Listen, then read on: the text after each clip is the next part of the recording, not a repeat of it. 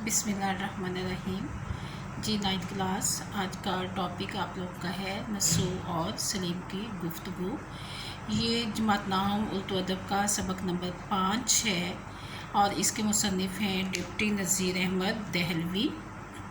जी deputy नज़ीर अहमद दहलवी जो हैं ये बहुत ही आला पाए के मायानाज़ मुसन्निफ़ हैं और इन्होंने हमेशा जो है इस्लाही किस्म के नावल लिखे हैं और इन्होंने मुसलमानों की इस्लाह का बेड़ा उठाया, यानी कि मुसलमानों की इस्लाह के लिए बहुत ज़्यादा काम किया। और इनके जो कहानियाँ हैं, जो नावल हैं, वो हमारे माशरे में मौजूद ख़ानदानी निज़ाम पर मौजूद जो एक माहौल है उससे मुतासर होकर उन्होंने वो कहानियाँ या नावल लिखे हैं। और इसी तरह से आपको ये नसू और सलीम की गुफ्तगू, जैसा कि नाम से ज़ाहिर हो रहा है, ये ख़ानदान की कहानी है। नसू जो हैं ये एक वालिद हैं और सलीम जो हैं ये बेटा है और इनकी आपस में गुफ्तगू बताई गई है। अब देखते हैं कि उन्होंने आपस में क्या गुफ्तगू की है। असल में ये कहानी जो है ये ख़ानदानी इस्लाह के मुतालिक है और इसमें जो मुसन्निफ़ जो हैं डिप्टी नज़ीर अहमद जो हैं वो ये बताने की कोशिश कर रहे हैं कि किस तरह से इंसान जो है जब बच्चों की तालीम व तरबियत से गाफिल हो जाता है तो किस तरह के मुश्किल हालात का सामना करना पड़ता है।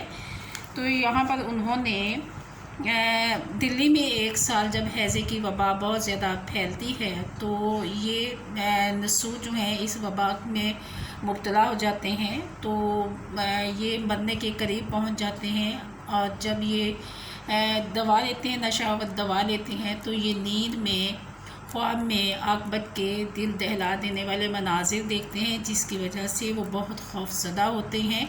और ये जागने पर फिर इन्हें अपने ख़ानदान की बेहाल बेरंग ज़िंदगी, बेमकसद ज़िंदगी का बहुत अफसोस होता है। फिर वो अपनी बीवी से मुआहदा करते हैं, आपस में अहद करते हैं कि दोनों मिलकर अपने बच्चों की तरबियत जो है वो बहुत बेहतरीन तरीके से करेंगे। जी इसमें जो बताया गया है कि बच्चों की तरबियत जो है वो वालिदैन का अव्वलीन फ़र्ज़ होता है। अल्लाह ताला ने बच्चों की तरबियत जो है वो माँ बाप के ज़िम्मे लगाई है। ये एक बहुत बड़ी ज़िम्मेदारी है। वालिदैन को इस तरबियत से गाफिल नहीं होना चाहिए और बच्चों की तरबियत जो है वो दीनी और इस्लामी तकाज़ों के मुताबिक करनी चाहिए। उन्हें दीनी तालीम के साथ साथ दुनियावी तालीम देना भी बहुत ज़रूरी होता है। तो यहाँ मैं आप लोगों को बताती हूँ इस मकसद फिर जब वो इस तरह के मनासिर देखते हैं तो वो अपनी बीवी फहमीदा को इस्लाह के लिए अपना मददगार बनाते हैं और दोनों आपस में वादा करते हैं कि इंशाल्लाह वो अपने बच्चों की तरबियत जो है बहुत अच्छे तरीके से करेंगे। पहले पैराग्राफ में यही बताया गया है कि जब सुबह होती है तो अपने बेटे सलीम को बुलाते हैं और उससे उसके हालात ज़िंदगी के मुताबिक जो हैं वो पूछते हैं। जी दूसरे पैराग्राफ में दूसरे पेज पे आ जाएँ, पेज नंबर है 29। इसमें भी बाप बेटे और माँ के दरमियान गुफ्तगू जारी है। और इसमें जो है जब बाप जो है अपने बेटे को बुलाता है तो जो बेटा है वो अपने बाप के पास डरता हुआ बहुत ही घबराते हुए जाता है, क्योंकि आज से पहले बाप ने कभी भी अपने बेटे को नहीं बुलाया था। और जब बेटा जो है वो अपनी माँ से कहता है कि आप ही मेरे साथ चलें, तो माँ कहती है कि मैं काम में मसरूफ़ हूँ, बेटा आप ऊपर चले जाओ, अपने बाप की बात सुन लो।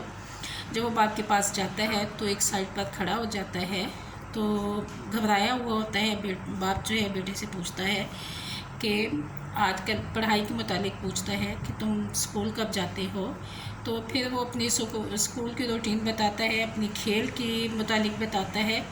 तो फिर बाप उससे पूछता है कि बेटा आपको तो पहले शुरू में बहुत खेलने का शौक़ होता था, आप तो गंजफ़ा और शतरंज जो है बहुत शौक़ से खेलते थे। तो आपने बेटा जो बताता है कि बहुत पहले मुझे शौक़ था, लेकिन अब ये शौक़ जो है मुझे ख़त्म हो चुका है।